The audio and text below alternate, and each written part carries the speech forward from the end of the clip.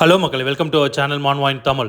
நம்ம இன்னைக்கு எந்த மனுவை பற்றி பார்க்க போகிறோம்னு பார்த்தீங்கன்னா, childhood friend of zenith chapter 11 தான் பார்க்க போகிறோம். லாஸ்ட் சாப்டரில் என்ன பார்த்துருப்போம்னு பார்த்தீங்கன்னா, நம்ம ஹீரோ வந்து நான் கடந்த காலத்தில் பண்ண தப்பெல்லாம் இப்போ நான் சரி பண்ணணும் அப்படின்ட்டு தனியாக நின்று யோசிச்சுட்டு இருப்பான். இப்போ அப்படியே அதுலேருந்து கண்டினியூ பண்ணுவோம். இந்த சாப்டர் ஓப்பன் பண்ணவொடனே பார்த்தீங்கன்னா ஒரு கேரேஜ் தான் காட்டுறாங்க. இந்த கேரேஜுக்குள்ள யார் இருக்காங்கன்னு பார்த்தீங்கன்னா நம்ம ஹீரோ தான் இருக்கான். அந்த பக்கம் பார்த்தீங்கன்னா சியோல் வந்து இன்னொரு மெய்ட் மேலே வந்து தூங்கிட்டு இருக்கா. உடனே அந்த லேடி வந்து என்ன சொல்கிறாங்கன்னா, சியோல் எழுந்துரு அப்படின்றா.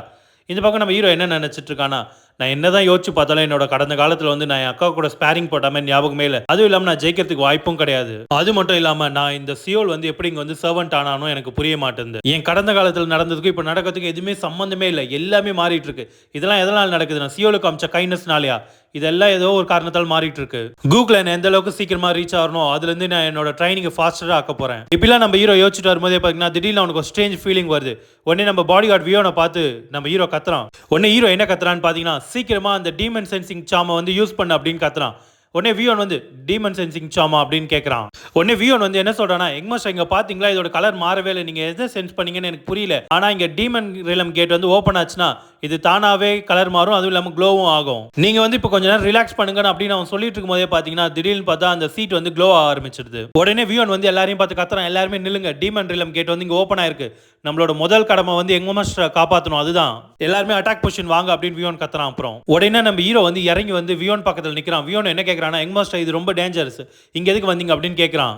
அதுவும் இல்லாமல் இது ரொம்பவே மோசமான இடம், நீங்க தயவு செஞ்சு உள்ள போங்க அப்படின்னு சொல்லவும் ஹீரோ என்ன சொல்றானா, உன்னோட பைத்தியக்காரத்தனத்துல நான் அப்புறம் வந்து கேட்கறேன் அப்படின்னு சொல்லிடுறான். உடனே நம்ம ஹீரோக்கு ஆப்போசிட்ல தான் அந்த டீமன் ரிலம் கேட் வந்து ஓப்பன் ஆகுது. உடனே ஹீரோ என்ன சொல்றானா, அது வெறும் கிரீன் கலர் கேட் தான் அப்படின்னு சொல்லவும் ஆப்போசிட்ல பார்த்தா நிறைய டீமன்ஸ்லாம் வந்து அது உள்ள இருந்து ஓடி வருது. எல்லாமே பாத்தீங்கன்னா உல்ஃப் மாதிரி இருக்கு. அப்பதான் நம்ம ஹீரோ சொல்றான், இந்த கிரீன் கலர் கேட்னாலே அது வந்து லோயஸ்ட் லெவல் ஆஃப் டீமன்ஸ் மட்டும் தான் அதுல இருந்து வரும். இந்த கேட் ஒரு ட்ரிக்கா இருக்கலாம், ஆனா இதுல இருந்து வர்றது எல்லாமே ஈஸியா மேனேஜ் பண்ண முடியற அளவுக்கு தான் இருக்கும். உடனே ஹீரோ வந்து அவனோட கையில இன்டர்னல் எனர்ஜியை வர வச்சு ஒரு மான்ஸ்டரை கொன்னு அதுல இருந்து ஒரு ஸ்டோன் எடுக்கிறான். ஸ்டோன் எடுத்தது மட்டும் இல்லாம என்ன நினைக்கிறானா, இந்த எல்லா மிருகத்துக்கான ஒரே வீக்னஸ் இந்த டீமன் ஸ்டோன் மட்டும் தான் அப்படின்னு நினைக்கிறான். இந்த டீமன் ரிலம்ல இருந்து வர எல்லா மான்ஸ்டருக்கும் இதுதான் இதே மாதிரி, இது எடுத்துட்டாலே போதும், அந்த எல்லா மான்ஸ்டருமே இறந்துடும். உடனே எந்த அளவுக்கு இந்த டீமானிக் ஸ்டோனை வந்து சீக்கிரமா எடுக்கிறோமோ அந்த அளவுக்கு வேலை சீக்கிரமா முடியும் அப்படின்னு அவன் நினைச்சுக்கும் போது பாத்தீங்கன்னா அவனால இன்டர்னல் எனர்ஜி தாங்க முடியாம கீழே விழுறான். இதுல இருந்து என்ன தெரியுதுன்னா, கூஃப்ளேம் ஆட்டை வந்து என்னால் ரொம்ப நேரத்துக்கு கண்ட்ரோல் பண்ண முடியல. எது எப்படியோ நான் இப்போ இங்கே வந்து உயிர் பழைக்கணும்னா நான் கண்டிப்பாக கூஃப்ளேம் வீல் ஆட்டை வந்து யூஸ் பண்ணியே ஆகணும். இப்படி நம்ம ஹீரோ நினைச்சிட்டு இருக்கும் போதே பார்த்தீங்கன்னா ஹீரோ சுற்றி நிறைய மிருகங்கள் வந்துருது, அந்த டிமானிக் ரிலம்ஸ்ல இருந்து வந்த மிருகங்கள்லாம். உடனே அங்கேருந்து யங் மாஸ்டர் கத்திக்கிட்டே வியோன் ஓடிறான். நம்ம வியோன் எத்தனால சப்ப பீஸ் நினைச்சிட்டு இருப்போம், ஆனால் தலைவன் போட்ட ஸ்பாட் ஸ்டைலுக்குலாம் எல்லா மிருகமே துண்டு துண்டா போயிடுச்சு.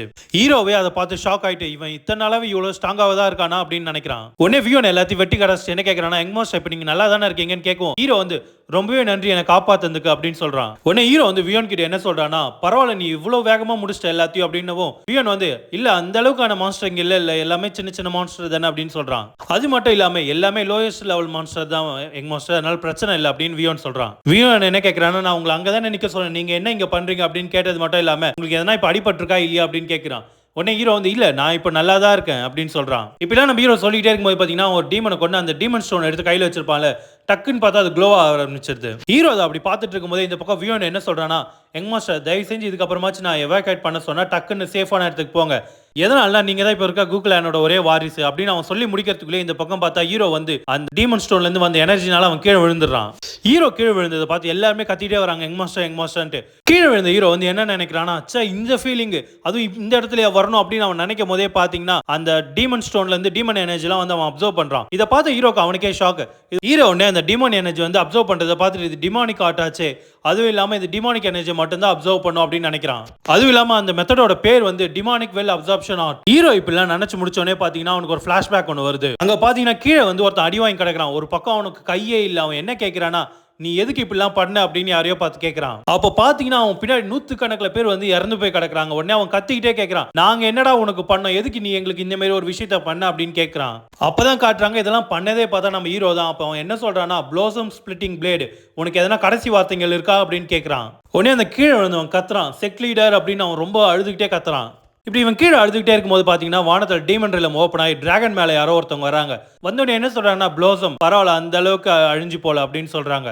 அவங்க வந்ததை பார்த்தோன்னே ஹீரோ வந்து அவங்களுக்கு மரியாதை செலுத்துற விதமா மண்டி போட்டு உட்காடுறான். அப்ப பாத்தீங்கன்னா டிராகன் மேல இருந்து யாரோ ஒருத்தவங்க குதிச்சு கீழே வராங்க. உடனே ஹீரோ பார்த்து என்ன சொல்றாங்கன்னா, பரவாயில்ல இது அந்த அளவுக்கு இல்லனாலும் என்ன ஓரளவுக்கு சாட்டிஸ்ஃபை பண்ற அளவுக்கு தான் இருக்கு, பரவாயில்ல நீ எனக்கு கொஞ்சம் சந்தோஷப்படுத்திட்ட அப்படின்னு நம்ம ஹீரோவை பார்த்து சொல்றாங்க அவங்க. உடனே ஆப்போசிட்ல இருக்கவன் என்ன சொல்றான்னா, நம்ம ஹீரோவை பார்த்து உன் தலையை நீ இப்போ உயர்த்தலாம் அப்படின்னு சொல்றான். உடனே பிரசன்ட் தான் காட்டுறாங்க. அப்போ வந்து நம்ம ஹீரோ வந்து இது என்னது இது அப்படின்னு நினைக்கிறான்.